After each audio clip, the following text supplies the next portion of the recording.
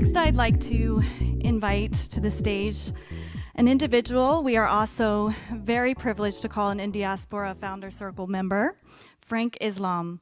Frank is an incredible philanthropist and entrepreneur. He's an avid writer, has a special commitment to civic, educational, and artistic causes. Frank, I'd like to invite you up to the stage, turn it over to you to tell us more about your incredible story.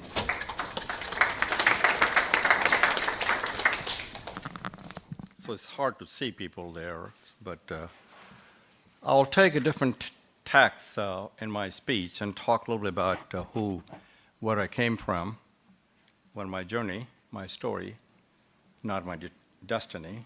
And I also will talk about some of the activities that our foundation, Frank Islam and Debbie Drossman Foundation, is involved. So thank you, Gabrielle, for the wonderful introduction. I also like to take this opportunity to express my deep gratitude to MR, raise MR, Sanjeev, as well as Gabrielle for inviting me to speak. We should give them a warm welcome and also give them a big round of applause. I guess they left the audience. It is an honor for me to be asked to speak at another India Diaspora event. I was privileged to share my thoughts on philanthropy at India Diaspora's 5th anniversary leadership forum last year with Sunil. And Sunil, thank you very much for all you do. You're reminded and guided by the words of President Kennedy, who said, "To whom much is given, much is expected." I want to reinforce and expand upon the main points that I made back then in my remarks here today. But I have been asked by Gabrielle to talk about my journey, how I got to this point in my life and career. I will do so. I came to the United States from India at the age of 15 to pursue the American dream. At that young age, I was not quite sure how I would achieve that dream. But I knew even then that being a business owner would be part of it. I also knew that it meant being apart from my family and developing my own career track with a little parental or professional guidance. But I recognized that it was an opportunity. That's the way I saw it, an opportunity to define myself in America, the land of opportunity. The process of defining myself in America had 5 stages: getting a good education, developing my apprenticeship, becoming an entrepreneur, and building a strong, talented management team that shared my vision and my values, and moving on to other things. I was encouraged to come to the United States by Professor Wolfgang Throne, a visiting professor of mathematics from the University of Colorado at Aligarh Muslim University. He saw potential in me and asked me to apply to University of Colorado to get the quality of education required to be successful in the emerging field of computer science. I did, and I was accepted. And I went on to get a bachelor's and master's degree from computer science from University of Colorado. That gave me the knowledge that I needed to go into business. When I graduated with my advanced degree, I was not prepared to go directly to owning a business. That's because I did not know how business operated. I had no exposure up to business prior to starting college. So I knew I needed experience before launching my own venture. So I worked with the 2 major information technology companies here in Washington, D.C. area for about a decade to learn the ropes and the ins and outs of doing business. That gave me the skills and real-world grounding that I needed to start my own business. After doing that apprenticeship, in 1994, I purchased a company for $45,000. My wife Debbie and I mortgaged our house to purchase this company. Within 13 years, along with my key management team, we took that company from a workforce of 1 employee, that's me, to more than several thousand employees and approximately $300 million+ in revenue. My team of talented managers were central to everything, success in business is team sport. It is not me, but we who made it happen. In 2007, I sold my company to Parrot System, and that sale allowed me to establish a private foundation along with my wife, Debbie, and begin to engage in philanthropic activities. That's my journey, my story, in a nutshell. But as all of you in this audience who have made your own journeys, my journey was not a straight line. It was not always easy. There were twists and turns. There were dark and desperate days in my life. And the final destination was not certain. What encouraged me to prevail on my journey was a belief in myself and those around me and the opportunity presented by the American dream. Success has taught me to move forward, but failure taught me to never go backward.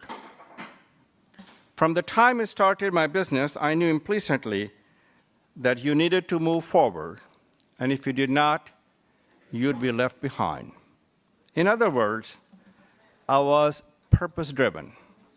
That's the same perspective that I have brought to my philanthropic involvement. Let me say this. My journey can only happen in America. It is America's inclusiveness and openness that provided me the ladders of opportunity to succeed. These are the strengths and the values and the qualities of America that all of us can proudly and truly embrace. Let me shift my gears and move from my personal journey to focus on philanthropic engagement. It's much more rewarding to give and share than making any money. I'll begin by quoting President John F. Kennedy, who in his first inaugural address famously said, "Ask not what your country can do for you, ask what you can do for your country." For we Indian Americans, President Kennedy's request should be modified to state, ask not what your countries can do for you, ask what you can do for your countries. As the members of the Indian diaspora, we recognize dual obligation in the goals of this organization.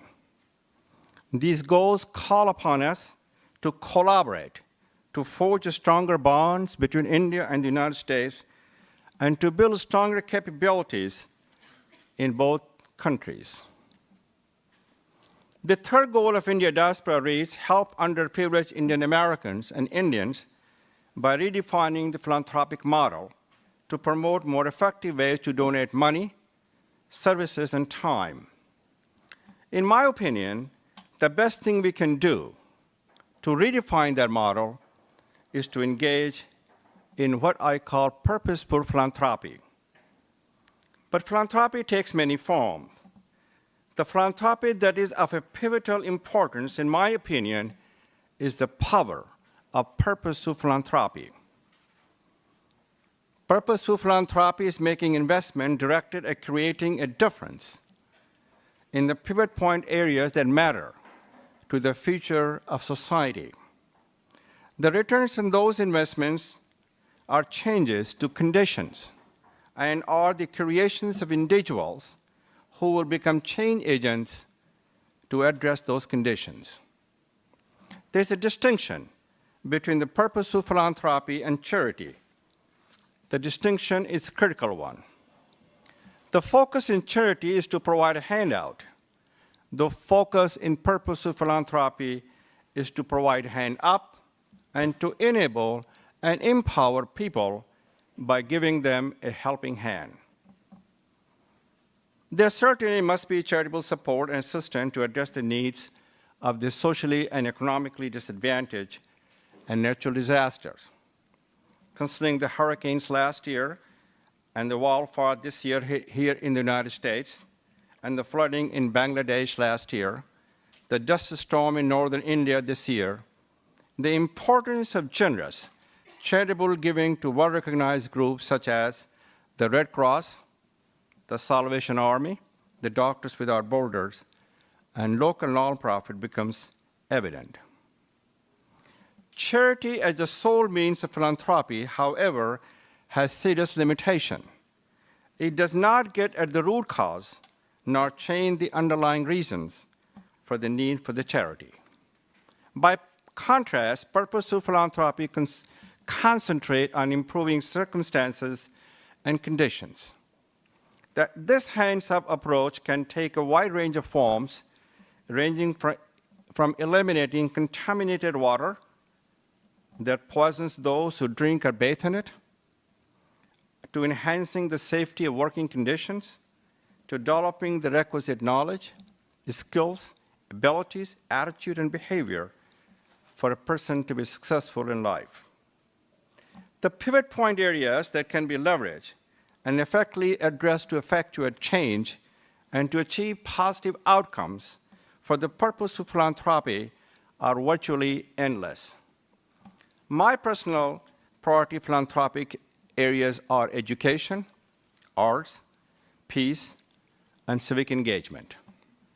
I have chosen those areas because they're important to me, because I know that implementing improvement in them can make a substantial and meaningful difference. Let me give you short reasons for my selecting those areas and tell you a little bit about my investment in them. As you know, the education is the bridge to the future. It's an opportunity creator. It moves people up the ladder and to help others climb the ladder with them. It's a powerful equalizer for opening door to all to lift themselves out of poverty. Education frees the human mind from the shackles of ignorance. In the education arena, I have supported many scholarship programs here in the United States. My most significant investment, though, has been in India, where in February of last year, my wife Debbie and I dedicated the Frank and Debbie Islam Management Complex at Aligarh Muslim University. At that dedication, I predicted, from this management complex will come the future leaders who will make the world a better place. I firmly believe that. I also firmly believe that the students has always been our best hope. This is my way of saying thank you and keeping the hope alive and well. Now, art. President Kennedy once said, art nourishes the roots of a culture. It connects and inspires citizens and communities. It has a unifying and healing power. The art transcends all boundary. It represents the best of our humanity. I agree with President Kennedy's perspective, and that is why I agreed to serve on the board of the Kennedy Center for the Performing Arts and to invest in its program for the Kennedy Center for giving them several $1 million to Kennedy Center. Now, world peace. We are living in an increasingly dangerous world and turbulent times. World peace is essential for the future of this planet. There is a much deadly conflict now and threats of it around the globe, which must be controlled. Recognizing that, my wife, Debbie, and I support the U.S. Institute of Peace by giving them a very generous contribution, and the Woodrow Wilson Center, both of which bring scholars and practitioners to develop programs to try to find peaceful means for conflict resolution. And the free press. The free press is one of the defining qualities of a healthy democracy and a means for promoting civic engagement. The free press is a cornerstone of a democracy. It is the pillar of a democracy. Recognizing this, my wife Debbie and I are supporting Alfred Press Friendly Partners, a scholarship to bring experienced journalists from India to work at a newspaper here and study at the University of Missouri School of Journalism. That's a brief summary of some of my philanthropic engagement in areas that are most important to me. I would now like to shine a bright light on an area that needs much more attention in terms of philanthropy. that is the support of the democracy itself. In this 21st century, democracy is descending and autocracy is ascending, not only here in the United States, but around the globe. Numerous studies have shown that, for example, a Pew Research Center survey last year of citizens in 38 nations around the world found only, and I quote, a shallow commitment to representative democracy and substantial percentages willing to consider non-democratic options across all of those countries. Let me bring it up close and personal by focusing on the two countries of our shared heritage and shared history, that's America and India. India and the United States are the world's two largest democracies. These are the values that bind us together. Active and engaged citizenship is essential to keeping those democracies vital and vibrant and exemplar for democracy worldwide.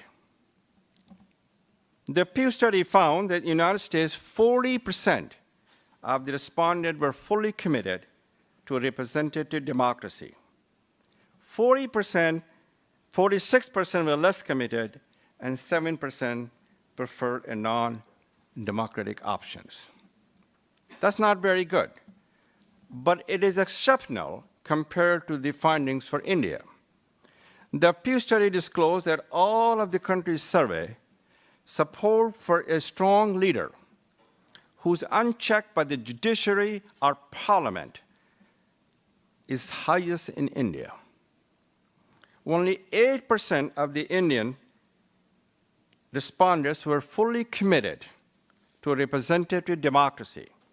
67% were less committed, and 9% preferred a non-democratic options.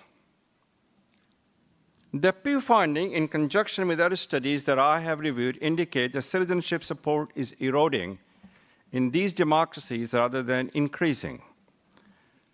That's very scary for the future of the US, India, and the world.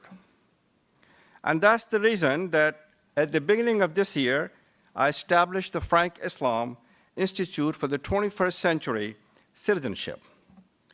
The mission of the Institute is to provide a wide range of assistance and support to promote the 21st century citizenship with a particular focus on civic learning and engagement for youth in disadvantaged community. The Institute has been launched this year with the publication of monthly newsletter. Next year, the Institute will make awards to middle school teachers across the United States. It will move forward from there to work in collaboration with other organizations here in the United States and India to seek joint solution for the civic engagement deficit. As I near the end of my remarks, let me emphasize that I have highlighted the areas of democracy and describe my 4 pivot areas: education, arts, world peace, and civic engagement for purposeful philanthropy for illustration purposes only. Each and every one of us must choose the area or areas that matter for our philanthropy. The essential thing is to make that choice and to invest. The size of the investment is not what counts. The act of investment is not just financially, but also in non-financial aspects such as giving time, talent, and ideas, or being a volunteer. In closing, I would be remiss if I did not identify one final approach to charity. That is hands off. This approach is driven by what I call an edifice complex, the desire to get one's name on a building, such as a temple, or mosque, or church, with little concern for what is being done there to improve the lot of the community or citizen in which it resides. Purposeful philanthropy accomplishes that. It provides the platform for maximizing our philanthropic participation and contribution as Indian Americans. That is why I'm so pleased that India Diaspora has conducted the first ever Indian American Community Engagement Survey. The results of this survey will enable us to target our philanthropic investment and unite as Indian Americans on issues in areas that matter the most to us as a group, to multiply the impact of our purposeful philanthropy. So thank you for letting me share my perspective with you. I look forward to hearing yours and to a good exchange of ideas that will empower our purposeful philanthropy. So God bless you all, and God reward you for that all you do. And thank you very much.